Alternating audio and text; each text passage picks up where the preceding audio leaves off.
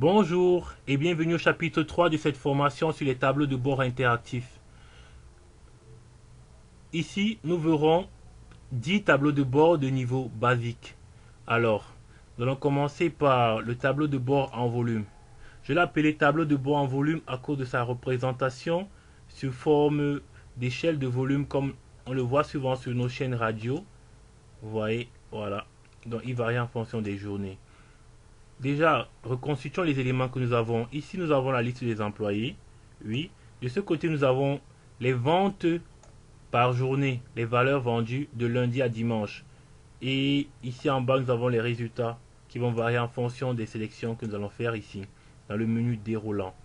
Donc, je vous recommande déjà d'ouvrir un nouveau classeur Excel. C'est facile, vous pouvez passer par la touche raccourci CTRL N. Voilà, c'est fait. On vient d'abord copier notre tableau de données de la semaine qu'on va poster ici. On va ajouter notre ligne totale nous-mêmes avec la fonction somme. On va choisir la zone d'ici à là. C'est fait. On valide. On centre pour que ça s'aligne avec celui dessus. En maintenant enfoncer la touche à l'angle de la cellule, on peut tirer cette fonction tout au long. Et là maintenant on va mettre un encadré simple d'abord sur chaque cellule et ensuite un encadré épais sur l'ensemble du tableau que voici. Voilà, donc ici on va écrire choisir un jour. Allez, on le tire un peu bien là, et là on va créer un menu déroulant comme nous l'avons vu dans l'une de nos astuces sur YouTube. Vous pouvez vous abonner à notre page YouTube pour retrouver plein d'astuces gratuites. Pour créer un menu déroulant, qu'est-ce qu'on fait? On vient dans l'onglet données. Dans données, on va choisir validation des données. Donc, dans le critère d'autorisation, on va demander d'autoriser comme voilà la liste. Et ensuite ici, on va prendre la source, c'est de lundi à dimanche qu'on valide. Puis on marque OK. On va remarquer que ici un bouton apparaît. Ce bouton permet de choisir la journée que vous voulez entre lundi et dimanche. Donc vous voyez, ça c'est simple en fait. Donc là on va revenir ici et on va centrer tout ceci. Voilà, et un encadré épais également, des bordures épaisses. Ici on va mettre je pense en orange à 40% plus clair, et là à 25% plus clair. Voilà, donc on met aussi en gras. C'est bon. Ici en dessous on va afficher les résultats.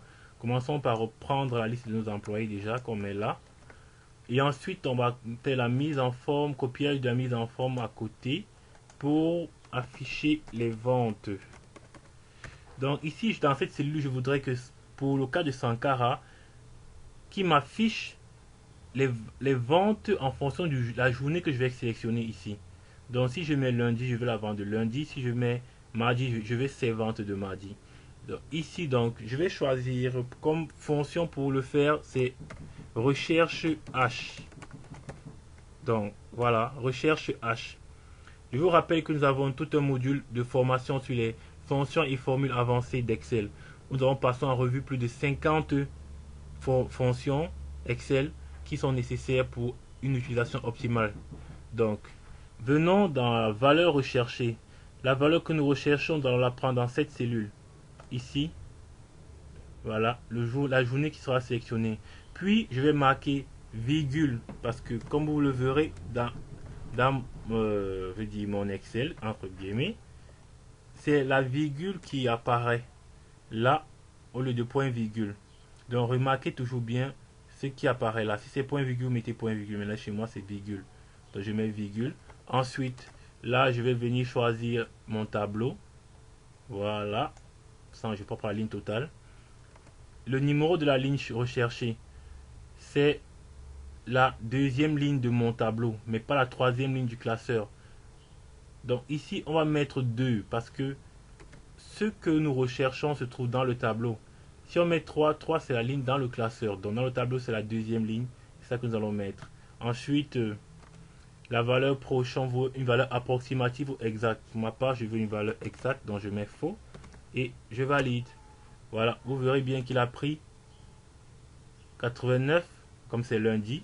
Si je mets ici mardi, il a pris 76. Si je mets samedi, il va prendre 56. Voilà, comme vous le verrez. Ok, maintenant, si je tire ceci en dessous, ça va pas marcher parce qu'il y a eu décalage. Donc ici, si je reviens sur ma première formule, revenons en arrière. Voilà, là quand je double-clique, voilà l'élément sélectionné et voilà la zone sélectionnée. Or, quand je vais tirer en dessous, vous voyez quand je double-clique ici, l'élément sélectionné a décalé aussi en dessous et là, ce n'est plus la même zone. Donc pour éviter ce décalage, on revient en arrière et on va figer les cellules. Déjà ici, je mets F4 pour figer, ce qui fait apparaître les signes $ avant et après. De même là, F4 et F4. Donc là, je valide et désormais, quand je tire ici, j'ai une valeur, mais pas la bonne. Parce que ici, 56 par exemple pour samedi, c'est pas le chiffre de Makeba, c'est le chiffre de Sankara. Donc, je vais revenir ici pour mettre 2 plus 1. Il doit prendre la valeur de la ligne suivante.